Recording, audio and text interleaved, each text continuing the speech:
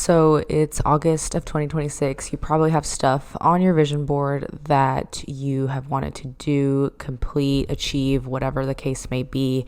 And you're probably looking at it thinking like, why haven't I done any of these things? Maybe you've done a few things, but maybe some of those big goals, like your fitness goals, your hobby goals, your business goals, even relationship goals, doesn't have to be, romantic relationship, but with your family and friends, you want to get out more, you want to spend more time with them.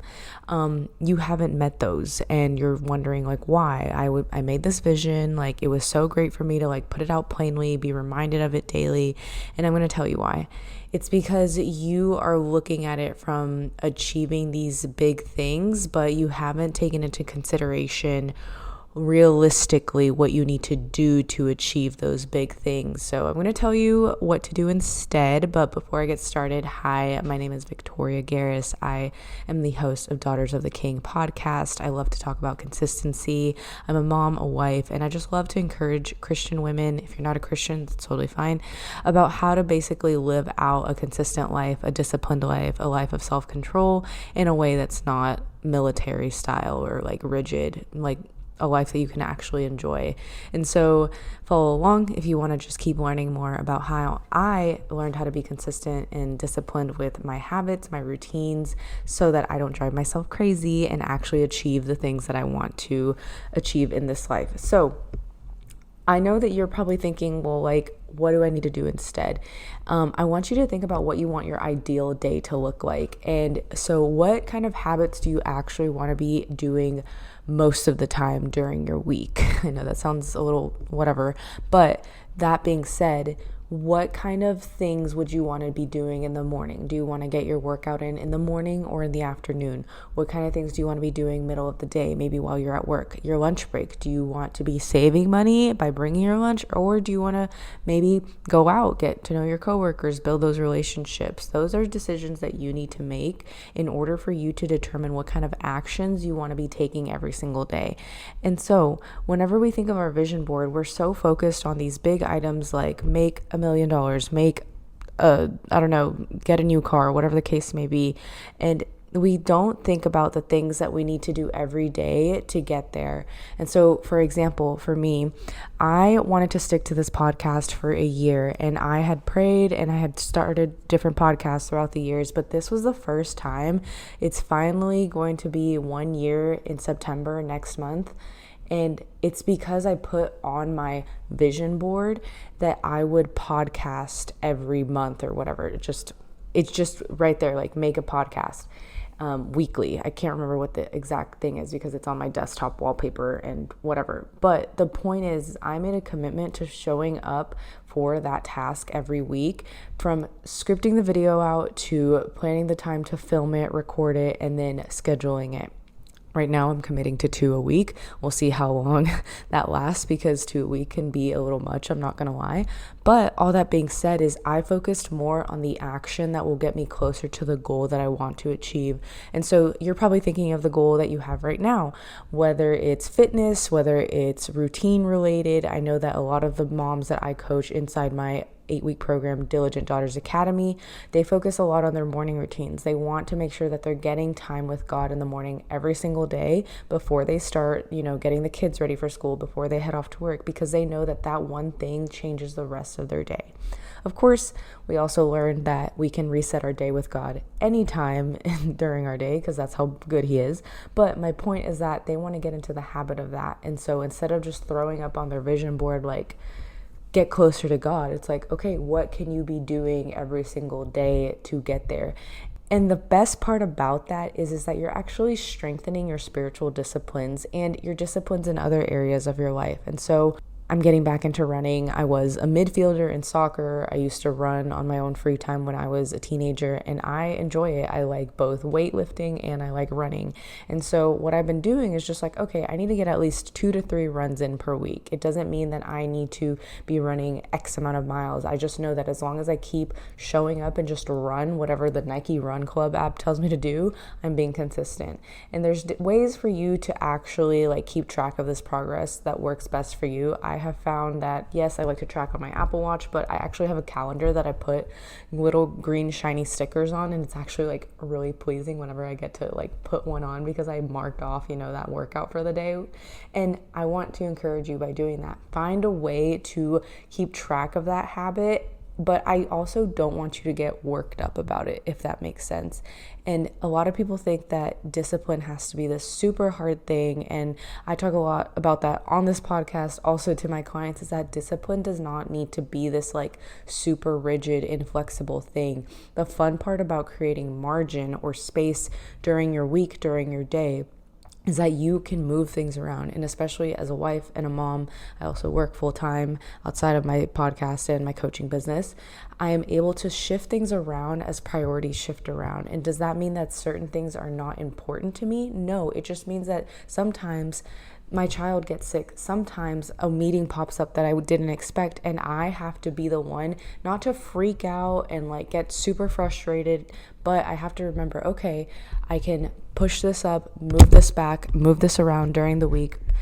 And that is a lot more freeing and actually helps me stay more consistent than having to abide by by hour schedule. And so I want you to think about that. Do you force yourself to maybe stick to a strict schedule, and if you don't follow it, you just go crazy and just feel like everything has been thrown off? Or are you at a place where you can actually think like, okay, this had to get pushed up, this actually needs to get pushed back.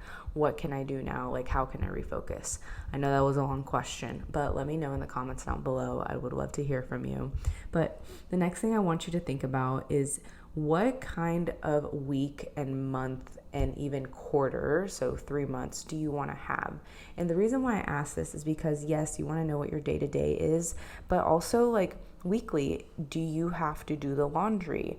Weekly, do you have to go pick up the mail? I am really bad at picking up our mail. Monthly, do you need to go monthly, do you know? And some of these things that I'm listing are like home tasks, things that you need to do. And the reason I say that is because something on my vision board was sticking to routines and planning ahead. And it wasn't for me writing down, planning and preparing ahead and actually finding a system that works best for me and my life and my family at this time of life, that I actually am doing those things. I know what days we do our laundry. I know what days I do the grocery order pickup. I know what I'm going to be eating every single day of the week, and also still leave a little room for margin if we plan to eat out on the weekends, because we're all trying to save money here. But my point is that I am not confused about these things anymore. I am not deciding between all these small decisions that do add up, which is why you're probably going crazy. I have a set system and a set schedule for these things, so it's like automated in my brain. But that automation, like in my head, only came from when I first started to write it down, put it down on paper, actually stick to using a planner. Yes, you might hate me for saying that, but it doesn't matter. If you are not utilizing the tools and resources that so many people have created, then I feel like you're doing yourself a disservice. And I want you to think, have I actually tried this for 90 days and have I actually tried this for more than 2 weeks to see if it actually works? And the reason why I say more than 2 weeks is because usually a lot of people try to stick to things, do like a sprint for 2 weeks, and then they're like, by week 3, that's when things kind of get a little lull. But if you can actually stick with something for 3 weeks, then you could probably stick with it for a month, and then you could probably keep going at it for another month. And then 90 days is when we really see like those changes actually start to like cement into your head. But I will say it's a lot harder to do this alone than with a group, to have accountability, have support of people who are doing the same thing as you. And that's why I want to invite you to join Diligent Daughters Academy. Enrollment opens up in September, and the Academy doors open in October. So if you join the waitlist now in September, you'll get access to special offers, early bird pricing. You'll still be able to join in October, but it will be full tuition price. And mind you, there are only 10 spots. So I only have the capacity to serve 10 women at a time. And this is because I don't want to decrease the quality of coaching in that group. I want to make sure that it's the best experience. And I just want you to know that whatever you have been praying for in your life when it comes to becoming a better mom, a better wife, more organized, actually following through, actually doing the things you tell yourself you're going to do, because I know exactly where you are right now. You've been sitting on these habits, these dreams, these ideas for years, and you haven't taken any action, and you're wondering, like, is this all there is to my life? Am I only just going to sit here for another year for me to just be frustrated and concerned? And I'm going to tell you, when I actually made an investment in myself, and it wasn't something that was just like, oh, let me go to get this $20 ebook. No, it was actually something that changed my life. And it's the reason why I'm able to sit here in front of you today and tell you the same thing, that whenever you actually make the time, make the effort, make the investment, God will work in mysterious ways, in ways that you can't even imagine. But sometimes we let our fear, we even let prayer get in the way. And you might be thinking, what do I mean by that? I learned this term years ago, and it's called procrastinating. It's when you just keep praying about a situation, and yes, God can show up and do things out of thin air, but guess what? God wants you to also to have an active faith. He wants you to put your hands to work. He wants you to use the resources, the tools, the knowledge, the ideas, everything that he has given you on this earth, and do something with it. We all see what happens whenever we bury our talents, whenever we bury what God has given us in the parable of the 3 talents. And we always focus on the people, and we always focus on the first person who was given 1 talent and buried it. And obviously the master was like really upset with him. But I heard in a sermon a few months ago, like, what about the other 2 guys? The other 2 guys who actually were given, I think it was like 5 or 10 talents, and they went and multiplied it. And that just shows, like, God honors whenever we don't know what we're doing, but we still do it anyways, and we still trust him. We still make the investment. We still go see the person. We still go on the date. We still go to the interview. We still apply for the job, whatever it may be, because we're acting by faith. And the word says that the righteous shall live by faith. And his word also says that we walk by faith, not by sight. If I knew what next month would look like, I feel like I probably wouldn't do as many things as I'm doing now. I probably wouldn't stick to the routine, because I would say, oh, well, I know it's going to be okay. I know that this is going to happen. This is going to happen. But no, the funny part about that is like, I know that deep down in my heart that God is able to do abundantly more than I could ever ask, think, or imagine. And I know that he works all things together for the good of those who love him and are called according to his purpose. So if you love him, if you have confessed that Jesus is your Lord and Savior, he will do mighty good things and good works for you. I wasn't going to get into this, but I had a baby at 19. I had my daughter as a first generation freshman in college. Talk about like a big life change. But I truly believe that God did a good work through that, because 1, I actually finally got saved. I did grow up in church.